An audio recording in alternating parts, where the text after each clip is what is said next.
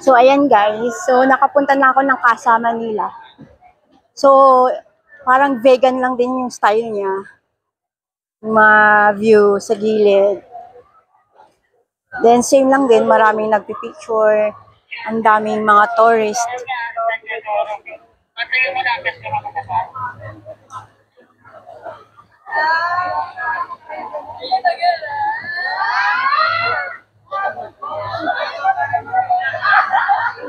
Yan, si Kuya, nagbibenta ng ice cream.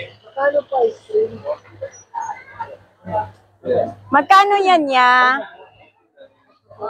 Pabili nga po isa. Ayan, shout out po kay Kuya, nagsusorbete.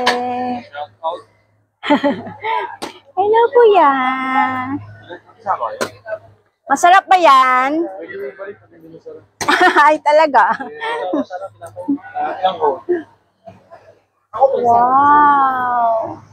Mango and Cheese, avocado. ayun, cheesy. 40 na. Magkano yan sa cone? 40 lang ako kasama ng warranty. Ay, may warranty talaga. Pwede mo balik pag hindi mo sa So, bread?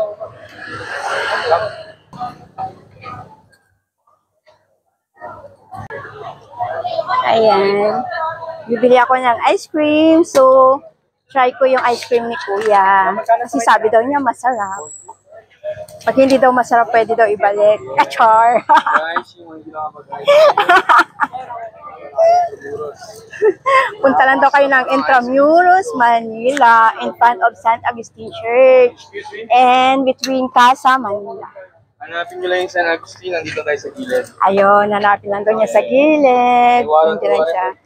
Sabi niya may warranty daw. For only 40 pesos in the cone. Hello.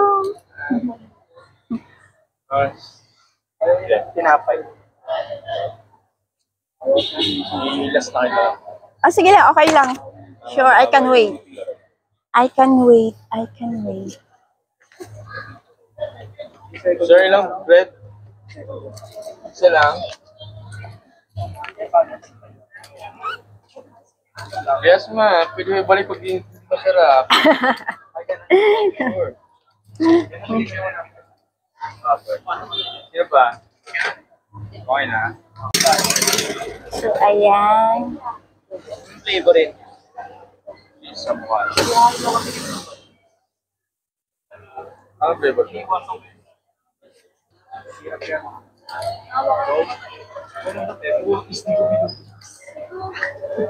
Ito, sir.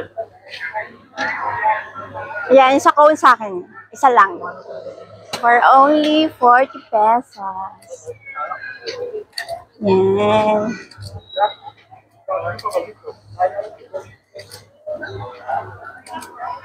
Yes. You wanna try to eat the ice cream of Goya?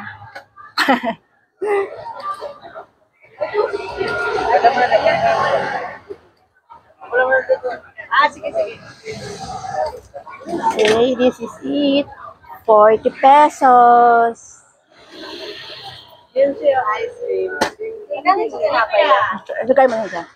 40 lang. Tinapay sa surat.